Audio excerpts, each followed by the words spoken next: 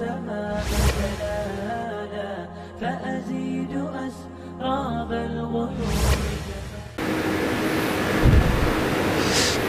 الحمد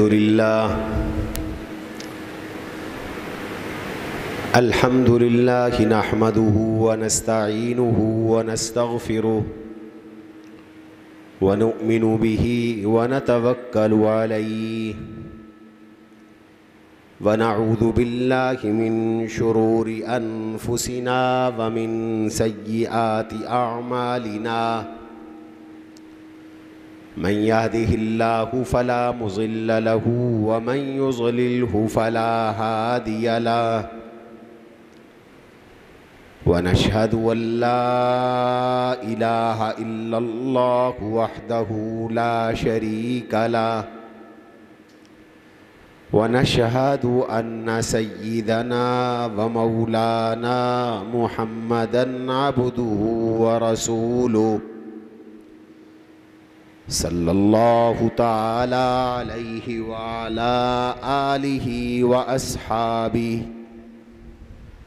وأزواجه وأتباعه وذرياته أجمعين. أما بعد فأعوذ بالله من الشيطان الرجيم. بسم الله الرحمن الرحيم. إن أول بيت وضع للناس للذي ببكة مباركا وهدى للعالمين فيه آيات بينات مقام إبراهيم ومن دخله كان آمنا وَلِلَّهِ عَلَى النَّاسِ حِجُّ الْبَيْتِ مَنِ اسْتَطَاعَ إِلَيْهِ سَبِيلًا وَمَنْ كَفَرَ فَإِنَّ اللَّهَ غَنِيٌّ عَنِ الْعَالَمِينَ. وقال تبارك وتعالى في موضع آخر وَأَتِمُّوا الْحَجَّ وَالْعُمْرَةَ لِلَّهِ فَإِنْ أُحْصِرْتُمْ فَمَا اسْتَيْسَرَ مِنَ الْهَدْيِ. وقال تبارك وتعالى جعل الله الكعبة بيت الحرام قياما للناس.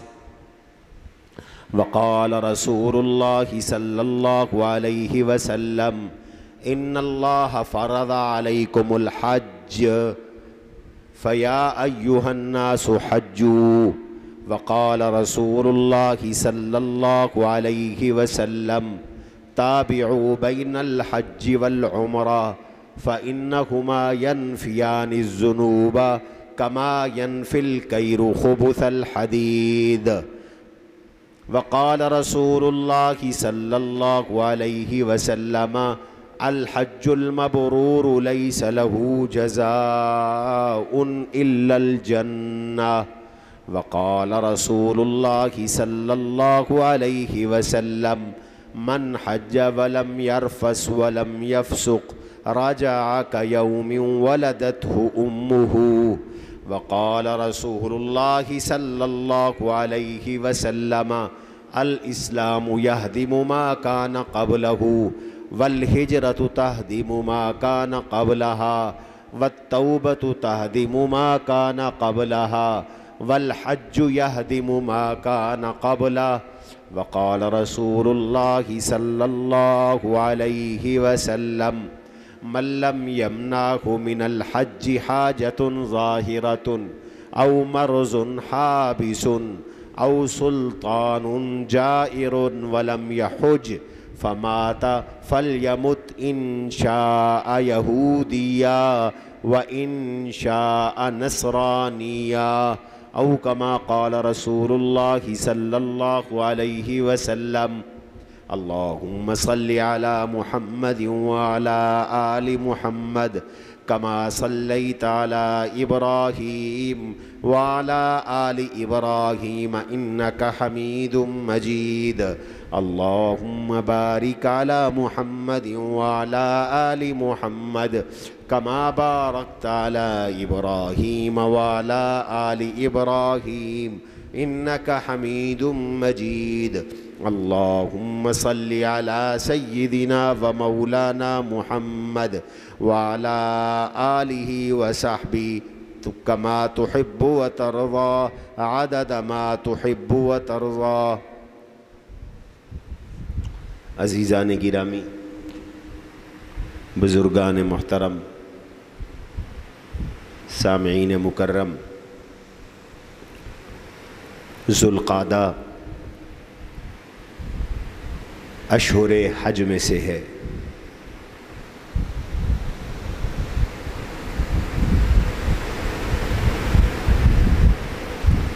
اور حج اسلام کا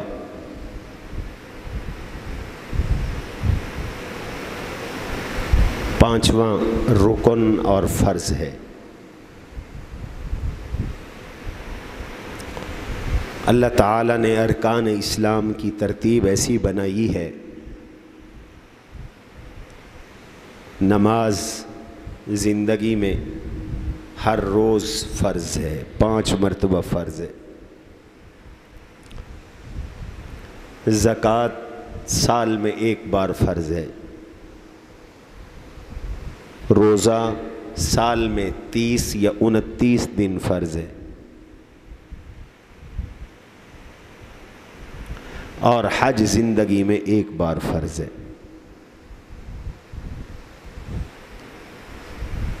جس نے 1 بار بالغ ہونے کے بعد اور فرض ہونے کے بعد حج کر لیا،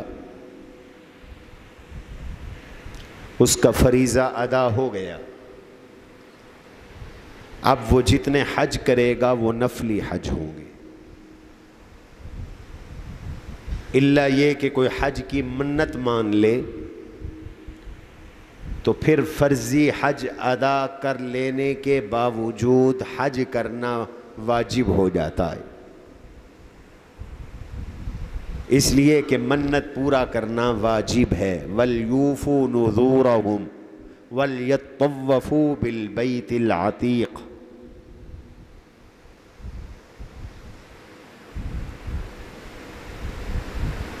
اور حضور علیہ السلام نے فرمایا ہے من نذر بمعروف، جس نے نیکی کی منت مانی وہ اس منت کو پورا کرے.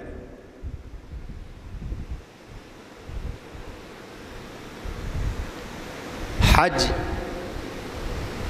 اللہ کی محبت کا ایک سفر ہے. ملت ابراہیمی کا ایک باب ہے. حضرت سیدنا ابراہیم علی نبینا وعلیہ الصلاۃ والسلام اور آپ کی ذریت کی سنت کی اتباع ہے. حضور نبی کریم صلی اللہ علیہ وسلم کی سنت کی اتباع ہے. سیدنا ابراہیم علی نبینا وعلیہ السلام اور ان کی اہل بیت کی اداؤں کو اپنانے کا نام ہے.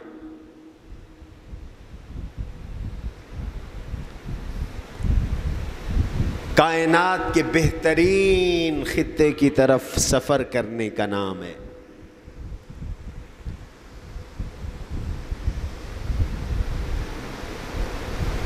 مسجد حرام، حرم مکہ اور کعبہ شعائر اللہ میں سے ہیں، اور کعبہ اس دھرتی کا پہلا گھر ہے. اور کعبہ کائنات کے باقی رہنے کا ذریعہ ہے.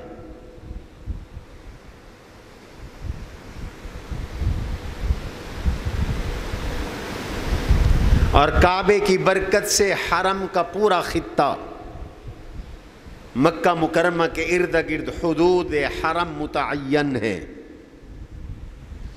یہ سب محترم ہے.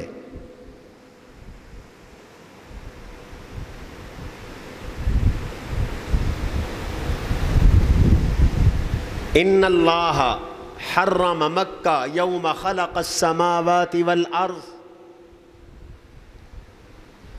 اللہ نے مکے کو حرام اور محترم قرار دیا تھا جس دن اس نے آسمان بنایا، جس دن اس نے زمین بنائی.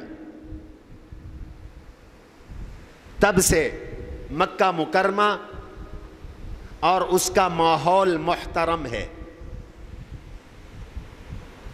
لہذا دوسری روایت، اللہ نے اس حرمت کا اعلان ابراہیم علیہ السلام سے کروایا.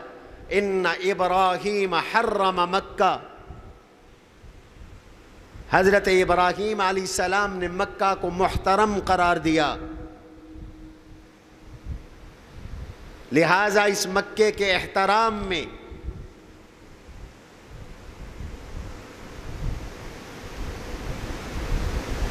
فلا یصاد صیدها، حدود حرم میں شکار کرنے کی اجازت نہیں. ولا یعضى شجرها، حدود حرم میں کوئی درخت کاٹنے کی اجازت نہیں. جتنی بھی حرم کی حدود ہے،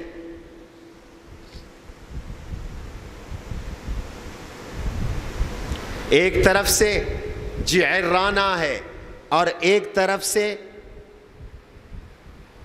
مسجد عائشہ تنعیم ہے.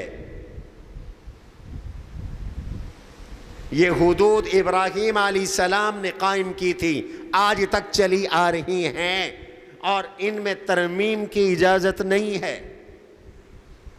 ایک طرف عرفات کا ابتدائی حصہ ہے، وہ حد ہے حرم کی، اس کے بعد حل شروع ہوتا ہے. لہذا ان حدود حرم کا احترام ہے.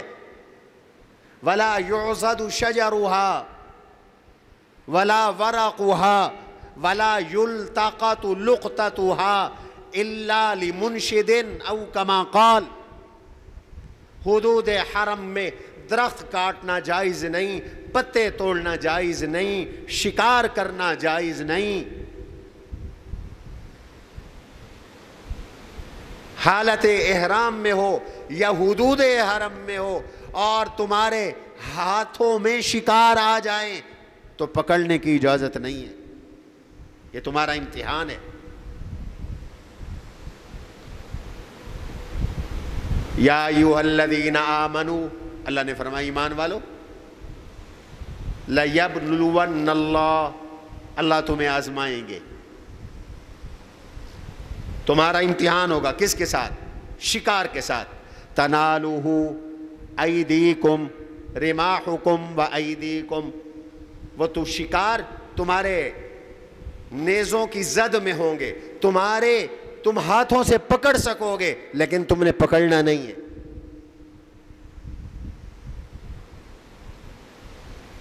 حتیٰ کہ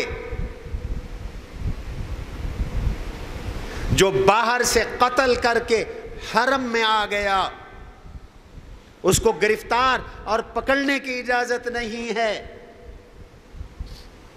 اس کو مجبور کرو کہ وہ حدود حرم سے باہر نکلے، پھر اسے گرفتار کرو. ان حدود حرم کا اتنا احترام ہے.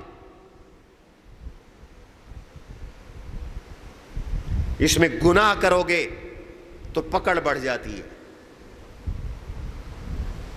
3 آدمیوں پر اللہ کی، اللہ کے رسول کی اور سب لعنت کرنے والوں کی لعنت ہے. اور ان میں سے ایک فرمایا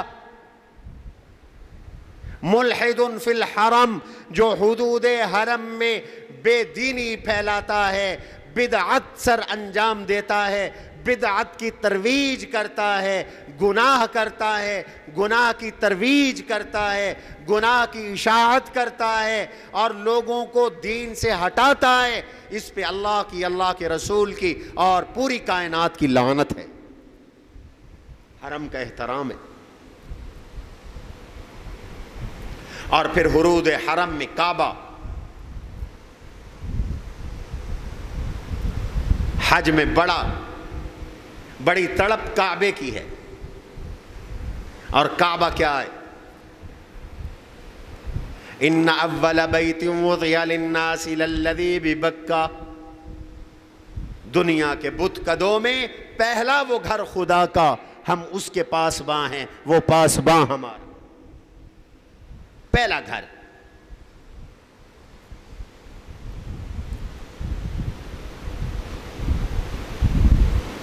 اللہ نے فرشتوں سے بنوایا تھا،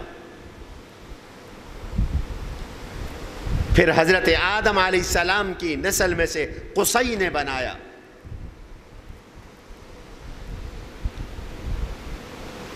شیش علیہ السلام نے بنایا، پھر طوفان نوح میں گر گیا، اس کے نشان مٹ گئے، ایک عرصے تک کعبہ بے نشان رہا. اب اللہ نے حکم دیا حضرت ابراہیم علیہ السلام کو، شام سے بھیجا سیدہ ہاجرہ اور شیر خوار بچے کے ساتھ، جاؤ اس ویران جنگ بے آباد پہاڑیوں میں چھوڑ آؤ، اپنی بیوی کو بھی بچوں کو بھی. چھوڑ دیا، واپس چلے جا رہی ہیں. سیدہ ہاجرہ آواز لگا رہی ہیں کہ کس کے سہارے ہمیں اس جنگل میں چھوڑ کے جا رہے ہو؟ پانی کوئی نہیں، آبادی کوئی نہیں، کھانے پینے کا سامان کوئی نہیں، میرا دودھ پیتا بچہ ہے اسماعیل، میں تنہا عورت زاد ہوں.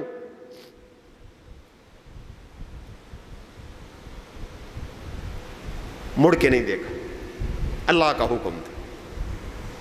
اسی کو کہتے ہیں اتباع ملت ابراہیم، کہ اللہ کے ہر حکم پر گردن جھکا دو، چاہے بیوی بچے مال اسباب دولت سب کچھ اللہ مانگے دے دو، جیسے ابراہیم علیہ السلام نے دی. اذ قال له ربه اسلم قال اسلمت لرب العالمین. اللہ نے فرمایا میرا بن جا. ابراہیم نے کہا میں تیرا بن گیا، جو تو کہے گا وہ کروں گا، اور وہ کیا. بچے کس کو پیارے نہیں ہوتے، اور یہ تو وہ بچہ ہے جس کو 90 سال مانگ کر لیا ہے. چھوڑ جاؤ یہاں، چھوڑ دیا. سیدہ ہاجرہ نے فرمایا اللہ کے حکم سے ہے؟ جی، اشارہ کیا اللہ کے حکم سے. اما ہاجرہ نے فرمایا پھر میرا اللہ مجھے ضائع نہیں کرے گا، میرا اللہ مجھے ضائع. طالب علموں تم بھی اللہ کا دین پڑھ رہے ہو، حضرت ہاجرہ والا توکل بناؤ کہ میرا اللہ مجھے ضائع نہیں کرے. ایک طرف ہٹ کر ہاتھ اٹھا لیے، ربنا انی اسکنت من ذریتی بواد غیر ذی زرع عند بیتک المحرم. اللہ تیرے سہارے پر اپنی بیوی اور بچے کو اس ویرانے میں چھوڑ کے جا رہا ہوں، تیرے پاک گھر کے پڑوس میں چھوڑ کے جا رہا ہوں، جہاں تیرا پاک گھر ہے. اگرچہ اس کی اب عمارت نہیں رہی لیکن تیرا گھر تو موجود ہے. ربنا لیقیموا الصلاة فاجعل افئدة من الناس تهوی الیہم وارزقهم من الثمرات لعلهم یشکرون. مولا اپنے بندوں کے دل ادھر متوجہ کر دے، بندے تیرے ادھر آ جائیں، ان کو بھوکا نہ رکھنا، ان کو پھلوں سے رزق دینا. روٹی نہیں مانگی ابراہیم علیہ السلام نے، پھل مانگے. پھل مہنگے ہوتے ہیں یا روٹی مہنگی ہوتی ہے؟ قیمتی چیز مانگی، اعلیٰ مل گئی تو ادنا مل گئی. جب پھل ملے تو پھل کھانے کے بعد یا کھانے سے پہلے ہوتے ہیں، روٹی خود بخود مل گئی. میں اس جنگل میں چھوڑ کے کیوں جا رہا ہوں؟ الہ العالمین، اس لیے لیقیموا الصلاۃ، تاکہ یہ نماز قائم کریں. تیرے گھر کے پڑوس میں انہیں چھوڑ کے جا رہا ہوں، یہ نمازی بنے، ان کی نسلیں نمازی بنے، ان کی ذریت نمازی بنے. اس لیے علماء کہتے ہیں نئی کالونی میں، نئے محلے میں، نئی آبادی میں گھر بناؤ تو مسجد کے پڑوس میں بناؤ، تاکہ بچے گھر والے سب نماز پڑھیں. ابراہیم علیہ السلام نے یہاں اس لیے چھوڑا تھا. چلے گئے, آتے جاتے رہتے تھے پتہ کرنے کے لیے. مشکیزے کا پانی ختم ہو گیا, کچھ کھجوریں لائی تھیں وہ بھی ختم ہو گئی کھانے کے لیے. مکے کی گرمی, بچہ پیاسا ہے, پانی کی ضرورت ہے, پانی ہے نہیں, بندہ کوئی نہیں, پانی کوئی نہیں, دکان کوئی نہیں, ہوٹل کوئی نہیں, گھر کوئی نہیں, چھپر کوئی نہیں, انسان تو انسان, جانور یہاں کوئی نہیں. زندگی تو وہاں ہوتی ہے جہاں پانی ہو, جہاں پانی نہ ہو وہاں زندگی کہاں کب تک رہ سکتی ہے. قریب صفا پہاڑی تھی, چڑھ گئی, دیکھوں چاروں طرف کہیں سے پانی نظر آئے, نہیں نظر آیا, اتر پڑی نیچے. اگلی پہاڑی مروہ ہے, تھوڑی سی چلی تو بچہ آنکھوں سے اوجھل ہو گیا, تیز چل پڑی اور پھر چلتے چلتے مروہ پہ چڑھ گئی. دیکھا چاروں طرف پانی کوئی نہیں ہے, پھر اتری, پھر صفا کی طرف چل پڑی, بچہ اوجھل ہوا, تیز چل پڑی اور پھر چلتے چلتے صفا پہ چڑھ گئی. 7 چکر لگائے, 7واں چکر مکمل ہوا, مروہ پہ تھی تو کیا دیکھتی ہیں؟ اپنے بیٹے اسماعیل کے پاؤں میں پانی کا چشمہ پھوٹا ہوا ہے. یہ پانی کا چشمہ پھوٹا ہوا ہے. دوڑ کے آئیں, جبریل آئے اور پر مارا, پانی کا چشمہ پھوٹا, اور دوڑ کے آئیں, اس پانی کے ارد گرد پتھر مٹی لگائی تاکہ پانی پھیلے نہیں, اور کہا زم زم. زم زم کا معنی رک جا, رک جا. میرے آقا فرماتے ہیں رحم اللہ ام اسماعیل, اللہ اسماعیل کی امی پہ رحم فرما. لو لم یقل زم زم لکان عینا معینا, اگر وہ زمزم نہ کہتی تو یہ ایسا چشمہ بنتا جو جاری ہوتا, اور پوری روئے ارض پر یہ زمزم کا پانی اللہ پہنچا دیتے. یہ چشمہ بہ بہ کے پہنچتا. اللہ کا نیک بندوں کا حکم پانی بھی مانتا. اللہ کی نیک بندی کی آرزو اور دعا پر یہ زمزم کا چشمہ نکلا, اور اللہ کی نیک بندی کی حکم پر یہ چشمہ روکا, کنواں بنا.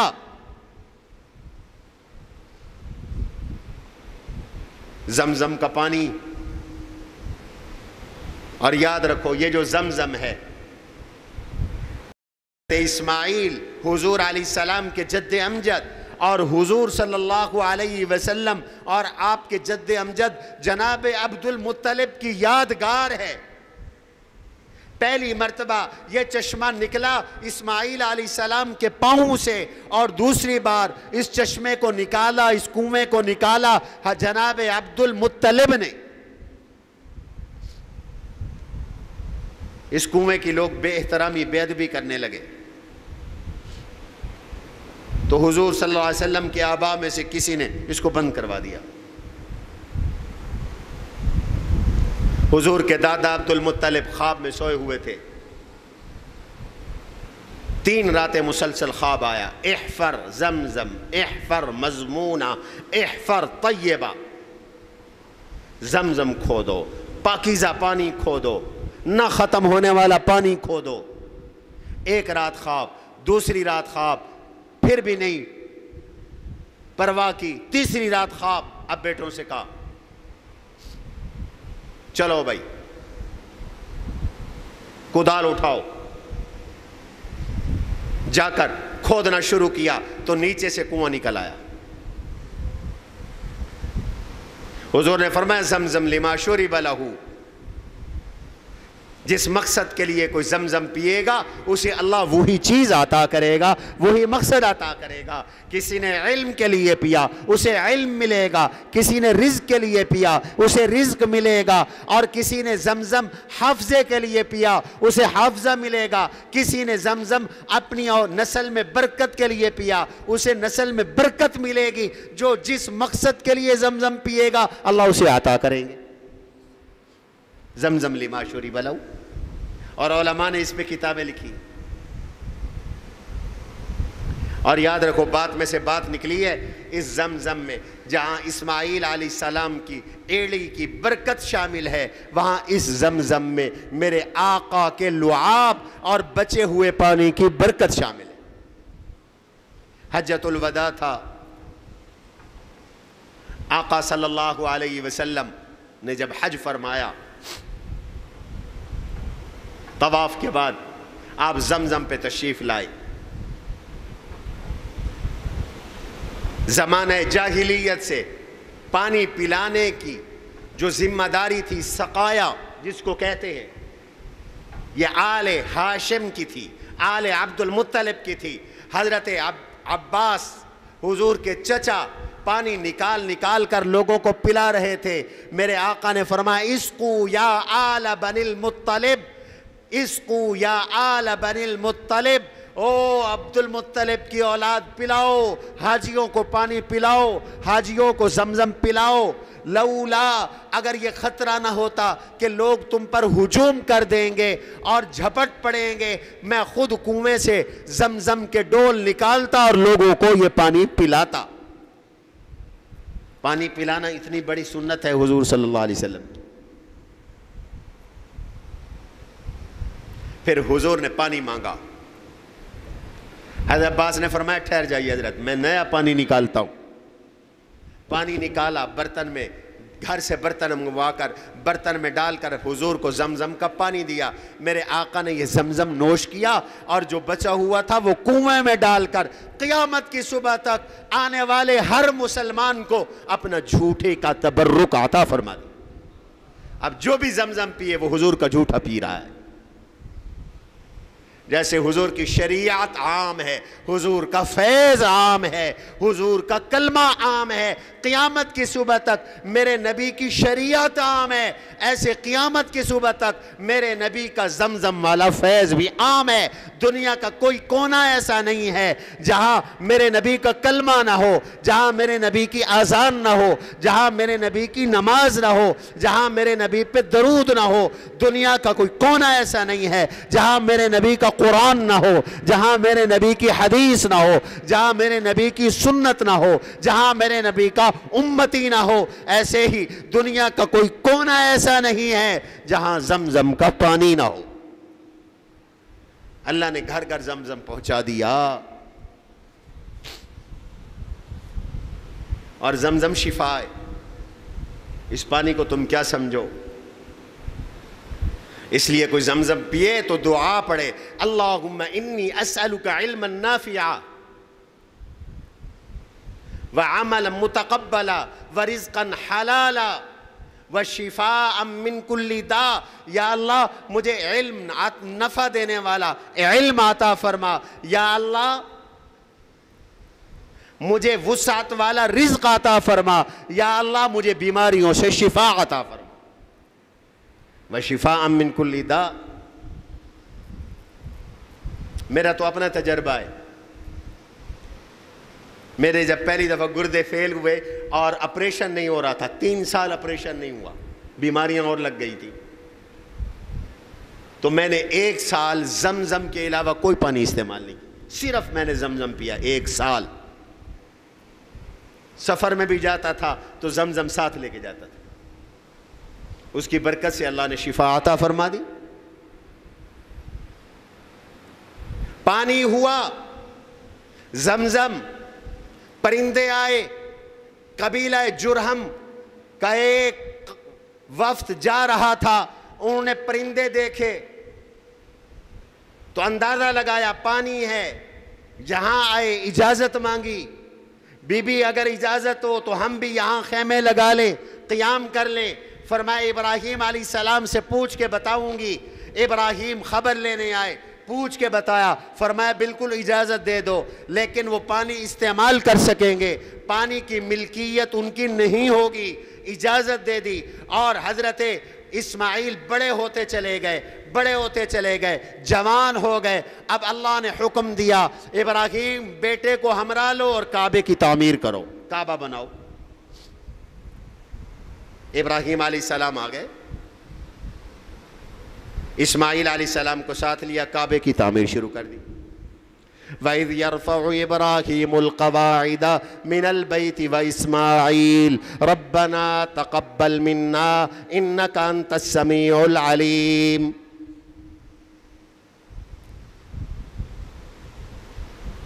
دعا کا اللہ نے ذکر کیا, بنانے کا اللہ نے ذکر کیا, بیت اللہ کو آباد کرنے کا اللہ نے ذکر کیا. وَطَهِّرَ بَيْتِيَ لِلطَّائِفِينَ وَالْقَائِمِينَ وَالْعَاكِفِينَ وَالرُّكَّعِ السُّجُودِ. میرے گھر کو پاک صاف رکھو, بتوں سے بھی پاک رکھو, گندگی سے بھی پاک رکھو. یہاں طواف کرنے والے آئیں, اعتکاف کرنے والے آئیں, رکوع کرنے والے آئیں, سجدے کرنے والے آئیں. بیت اللہ بنا. کہاں بنائے؟ جبریل نے آ کے پر مارا, بنیادیں نکل آئیں. آج بھی بیت اللہ انہی بنیادوں پر ہے, اگرچہ حتیم کا حصہ باہر نکلا ہوا ہے. ابراہیم علیہ السلام نے جو کعبہ بنایا تھا, حضور علیہ السلام ارشاد فرماتے ہیں اس میں یہ حتیم کا حصہ پورا شامل تھا. یہ جو باہر چھوٹی سی دیوار ہے, دیوار والا حصہ ہے, یہ حصہ بھی کعبے میں شامل تھا. اور ابراہیم علیہ السلام کے کعبے کے 2 دروازے تھے اور دونوں زمین کے برابر تھے. ایک مشرق میں تھا, ایک مغرب میں تھا. سیدہ ہاجرہ نے اپنے ایک دروازے کے پاس اپنا دوپٹہ اور چادر وہ لٹکا لی, اس کا سایہ بنا لیا, یہیں پر رہتی تھی. یہیں پر اسماعیل علیہ السلام کی شادی ہوئی. یہ اللہ کا محترم گھر بنا, یہ مقدس گھر بنا. اس کے 4 کونے تھے اور فرمایا انسان کے دل کے اندر بھی 4 قسم کے اللہ نے ارکان رکھے ہیں. ایک الہی رکن ہے, ایک ملکی رکن ہے, اور ایک نفسانی رکن ہے, ایک شہوانی رکن ہے. بیت اللہ کے بھی 4 کونے ہیں. ایک کا نام حجر اسود ہے, ایک کونے کا نام رکن یمانی ہے, ایک کا نام رکن شامی ہے, ایک کا نام رکن عراقی ہے. فرمایا یہ جو رکن حجر اسود ہے یہ انسان کے دل میں جو رکن الہی ہے اس کی اس سے مشابہت ہے, اور جو رکن یمانی ہے اس کی مشابہت رکن ملکی سے ہے. رکن ملکی فرشتے والا رکن, یہ انسان کے دل میں ہے. فرشتہ دل میں نیکیوں کے حکم دیتا ہے, ڈالتا ہے. اور فرمایا جو رکن عراقی ہے, جو رکن شامی ہے, وہ دل کے رکن نفسانی کی طرح ہے, اور جو رکن شامی ہے, رکن عراقی ہے, وہ دل کے رکن شیطانی کی طرح ہے. اور بعض مقامات سے اگر حتیم کو دیکھو تو یہ بیضوی شکل کا لگتا ہے. اور انبیاء علیہ السلام کے دل کے 3 ارکان ہوتے ہیں. ایک ان میں رکن الہی ہوتا ہے, ایک ان میں رکن ملکی ہوتا ہے, اور ایک ان میں رکن نفسانی ہوتا ہے. ان میں رکن شیطانی اور شہوانی نہیں ہوا کرتا. اللہ نے انسان کے دل کی طرح بنا دیا کعبے کو, اور یہ دل, مومن کا دل, اس دل کے ساتھ جڑا ہوا ہے, چمٹا ہوا ہے. اب کعبہ مقناطیس کی طرح مومن کو اپنی طرف کھینچتا ہے. کون سا مسلمان ہے جو آج یہ آرزو نہیں رکھتا اللہ مجھے کعبے میں لے جا, یا اللہ مجھے کعبہ دکھا. ہماری تو نماز اور عبادت بھی اللہ نے کعبے کے ساتھ جوڑ دی ہے. فَوَلِّ وَجْهَكَ شَطْرَ الْمَسْجِدِ الْحَرَامِ, رخ قبلے کی طرف کرو, کعبے کی طرف کرو, کعبے کا دور سے بھی احترام کرو. وَأَيْنَمَا كُنْتُمْ, جہاں بھی تم ہو کعبے کی طرف رخ کرو. حج کیا ہے؟ اسلام کا 5واں رکن,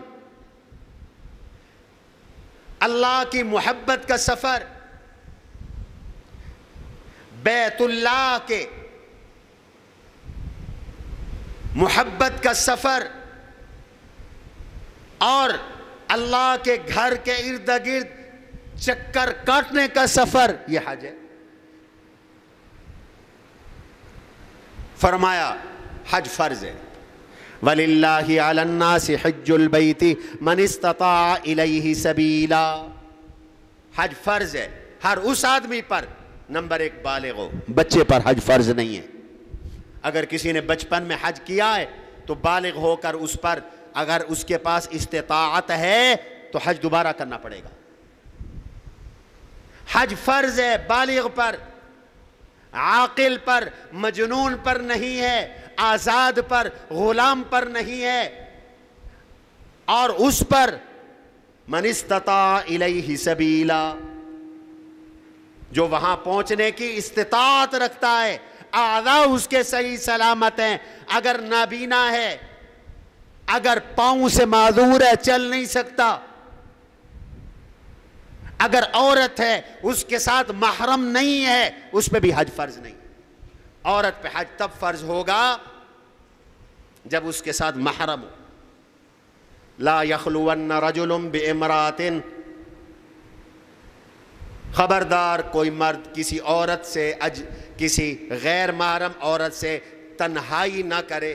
ولا یسافرن امرأة الا ومعها ذو رحم محرم، کوئی عورت بغیر محرم کے اس رشتہ دار کے جس رشتہ دار سے نکاح کبھی حلال نہیں ہوتا، اس محرم کے بغیر کوئی عورت سفر نہ کرے.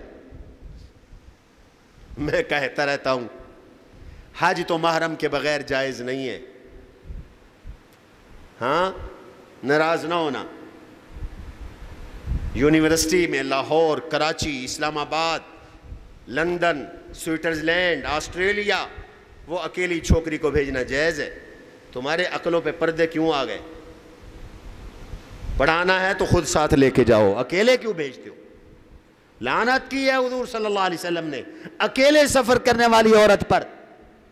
جب حج پہ اکیلے نہیں جا سکتی تو تعلیم کے لیے اکیلے کیسے جا سکتی ہے؟ جب مقدس زمانے اور خیر القرون میں اکیلے جانے کی اجازت نہیں تھی، آج کے بے حیائی کے دور میں اکیلے جانے کی اجازت کیسے دی جا سکتی ہے؟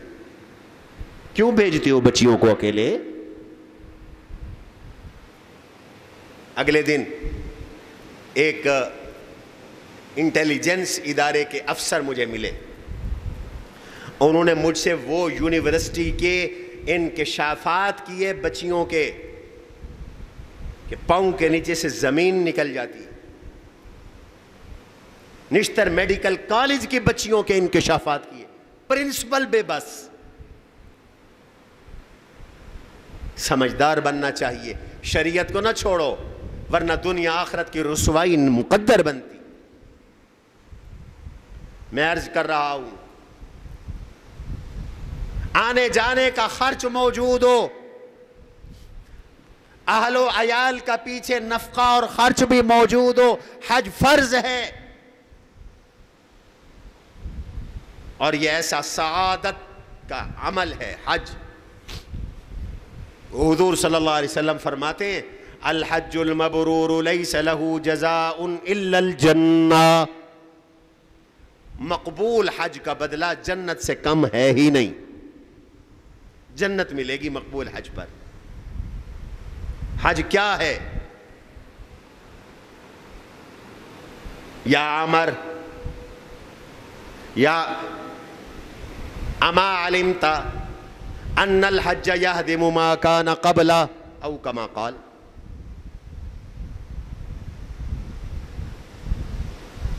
ایک صحابی حضور سے بیعت کرنے لگے، کہنے لگے حضرت میں آپ سے بیعت کرنا چاہتا ہوں. آپ نے ہاتھ آگے بڑھایا، اس نے ہاتھ پیچھے کھینچ لیا. مالک یا عمر، عمر ابن عاص تمہیں کیا ہوا؟ خود ہی تو کہا تھا بیعت کرنا چاہتا ہوں، تو پھر کیوں نہیں بیعت کرتے؟ حضرت عمر ابن عاص دل کے سچے تھے، کہنے لگے اشترے تو میری ایک شرط ہے. قال تشترے تو ماذا؟ فرمایا بتاؤ تمہاری کیا شرط ہے؟ فرمایا آقا میری شرط ہے کہ میرے گناہ سارے دھل جائیں، مٹ جائیں، میں تب اسلام قبول کروں گا۔ میرے آقا نے فرمایا اما علمت یا عمر ان الاسلام یہدم ما کان قبلہ، کوئی 70 سال کا کافر اگر کلمہ پڑھ لے تو اس کے پچھلے صغیرہ کبیرہ سارے گناہ معاف، حقوق اللہ بھی معاف، حقوق العباد بھی معاف۔ تم نہیں جانتے؟ وَأَنَّ الْحِجْرَةَ تَهْدِمُ مَا كَانَ قَبْلَهَا، ہجرت سے بھی سارے گناہ معاف۔ وَأَنَّ التَّوْبَةَ تَهْدِمُ مَا كَانَ قَبْلَهَا، توبہ سے بھی سارے گناہ معاف۔ وَأَنَّ الْحَجَّ يَهْدِمُ مَا كَانَ قَبْلَهُ، اور حج کرنے سے بھی پچھلے سارے گناہ معاف، لیکن حقوق اللہ معاف، حقوق العباد ادا کرنے پڑیں گے، قرض ادا کرنا پڑے گا، یاد رکھو۔ ایویں نہ جو ست چوہے کھا کے بلی حج تے ٹور ونجے، حقوق العباد دینے پڑیں گے۔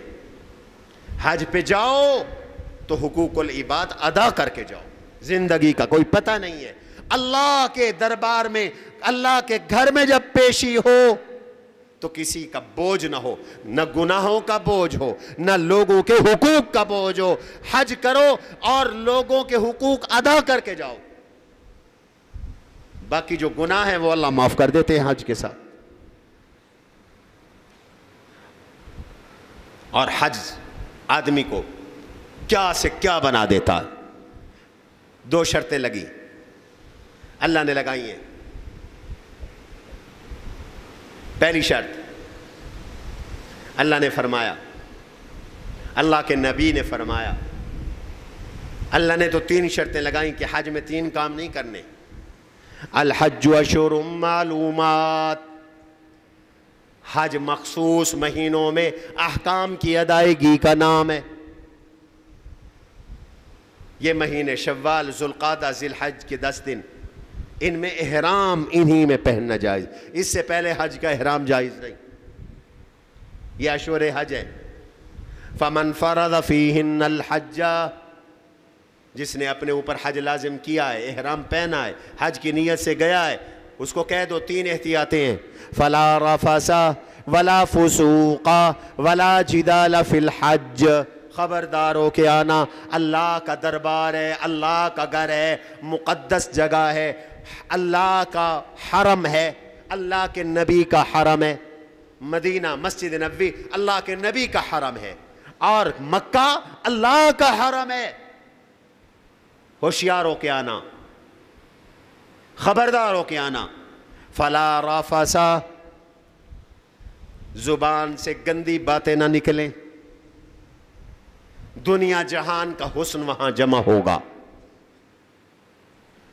عرب و عجم کے مرد اور عورتیں وہاں موجود ہیں، عورتیں خوبصورت سے خوبصورت مرد دیکھیں گی اور مرد خوبصورت سے خوبصورت عورتیں دیکھیں گے۔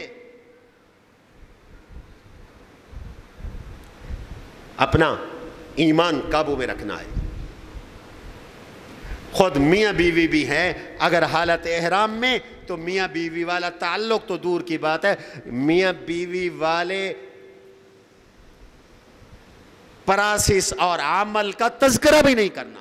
فلا رفث، یہ رفث نہ ہو، ہیجان انگیز باتیں نہ ہوں، جنسی گفتگو نہ ہو حج کے اندر، برے خیالات نہ ہو حج کے اندر، ولا فسوق، گناہ بھی کوئی نہ ہو۔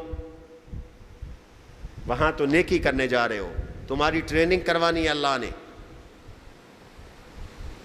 لہذا گناہوں سے بچنا ہے۔ ولا جدال فی الحج، مختلف مزاج کے لوگ ہیں، ایک کا مزاج دوسرے سے نہیں ملتا، غصہ بھی آتا ہے لیکن جھگڑنا نہیں ہے، لڑائی نہیں کرنی حج میں۔ ولا جدال فی الحج، جہاں پر مختلف لوگ، مختلف اذہان، زبان، رنگ، نسل، علاقوں کے لوگ جمع ہوں گے تو ہر ایک کی ترجیح مختلف ہوگی۔ آپ کی چاہت اور ہے، آپ کے کمرے میں رہنے والے دوسرے آدمی کی چاہت اور ہے، تو جھگڑ نہیں پڑنا، صبر کرنا ہے. حج برداشت کا نام ہے، حج صبر کا نام ہے. اب حضور نے 2 شرطیں ان میں سے ذکر کی. من حج ولم یفسق ولم یرفث رجع کیوم ولدتہ امہ. جو حج پہ گیا، حج میں اس نے گناہ نہیں کیا، رفث بھی فسق میں آ گیا. جو حج پہ گیا اس نے حج پہ جا کے کوئی گناہ نہیں کیا. ولم یرفث، خاص طور پہ فرمایا جنسی ہیجان انگیزی بھی نہیں کی، اس طرح کی فضول گفتگو بھی نہیں کی.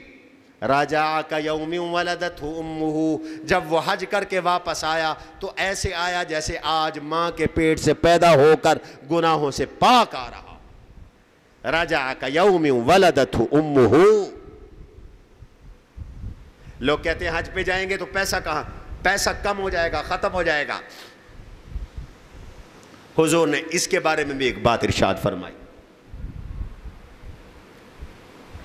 تابعوا بین الحج والعمرہ، حج کے بعد عمرہ اور عمرے کے بعد حج کرتے رہا کرو، ایک دوسرے کے پیچھے لے آؤ حج اور عمرے کے. تابعوا بین الحج والعمرہ، ایک دوسرے کے پیچھے لاؤ حج و عمرہ کو. کیوں؟ فَإِنَّهُمَا يَنْفِيَانِ الذُّنُوبَ وَالْفَقْرَ كَمَا يَنْفِي الْكَيْرُ خُبُثَ الْحَدِيدِ أَوْ كَمَا قَالَ.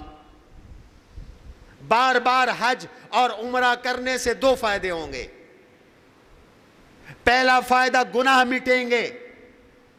حج اور عمرہ گناہ مٹاتے ہیں، گناہ دھو دیتے ہیں، گناہ معاف کروا دیتے ہیں. اور دوسرا فائدہ، حج اور عمرے سے فقر دور ہوتا ہے، تنگ دستی دور ہوتی ہے اور پیسے کی تنگی دور ہوتی ہے. بالکل ایسے جیسے بٹھی میں لوہا ڈالو اور وہ آگ، بٹھی کی آگ لوہے کی میل اور کچیل اور زنگ کو دور کر دیتی ہے، ایسے ہی حج اور عمرہ گناہوں اور تنگ دستی کو دور کر دیتے. ہمارے ایک بزرگ تھے رحمت اللہ علیہ، بڑے عالم تھے، فوت ہو گئے. میں ان کے ساتھ پڑھاتا رہا. وہ فرماتے تھے میری تو زندگی کا تجربہ ہے کہ اگر میں قرض اٹھا کے بھی حج یا عمرے پہ گیا تو اللہ نے ادا کروا دیا. وعدہ ہے کہ حج اور عمرے سے فقر بھی، تنگ دستی دور ہوگی، گناہ بھی دور ہوں گے.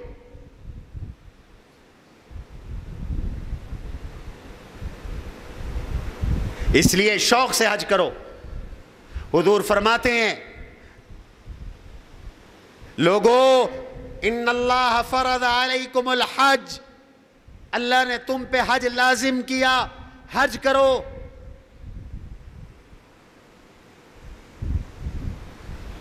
اور ایک صحابی نے پوچھ لیا حضرت اسی 1 سال یا ہر سال حج فرض ہے؟ آپ ناراض ہو گئے. آپ نے فرمایا اگر میں کہہ دیتا ہر سال حج فرض ہے تو ہر سال تم پہ حج فرض ہوتا اور امت مشقت میں پڑ جاتی. مجھ سے ایسے سوال نہ کیا کرو. قرآن نے بھی کہا لا تسألوا عن اشیاء ان تبد لکم تسؤکم، ایسی باتیں نہ پوچھو کہ جن کے جواب تمہیں اچھے نہ لگے. یہ اقرع ابن حابس رضی اللہ تعالی عنہ تھے. فقام اقرع ابن حابس فقال علی عامنا هذا ام للابد یا رسول اللہ.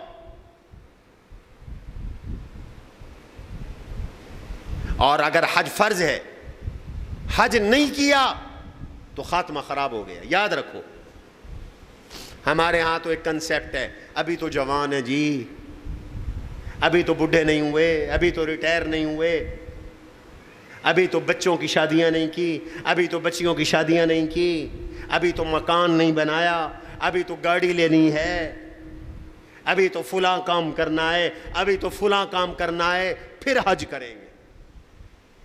او جب بالکل ختم ہو جاتے ہیں، چلنے کے قابل نہیں رہتے، پھر جاتے ہیں حج پر اور لوگوں پر بوجھ بنتے. بیٹھے ہیں، نہ طواف کر سکے نہ کچھ. میں نے جب پہلا حج کیا 2002 میں، تو میرے ایک دوست ہے، اللہ ان کو جزا دے، میں جب بھی جاتا ہوں مکہ میں وہ میری میزبانی کرتے ہیں. انہوں نے مجھے اپنے گھر ٹھہرایا اور انہوں نے بھی اپنا گھر کرائے پہ حاجیوں کو دیا ہوا تھا، انڈین حاجی تھے. تو اکثر ان میں ایسے بوڑھے تھے جو چل نہیں سکتے تھے. نماز کے وقت میں ہم جیسے لوگ حرم میں اور وہ وہیں بیٹھے ہیں. اور مجھے یاد پڑتا ہے کئی تو ایسے تھے جو عرفات مینا نہیں گئے، وہیں بیٹھے رہے. ارے بھائی عرفات جائے بغیر تو حج ہوتا ہی نہیں، وہ حج کا فرض ہے.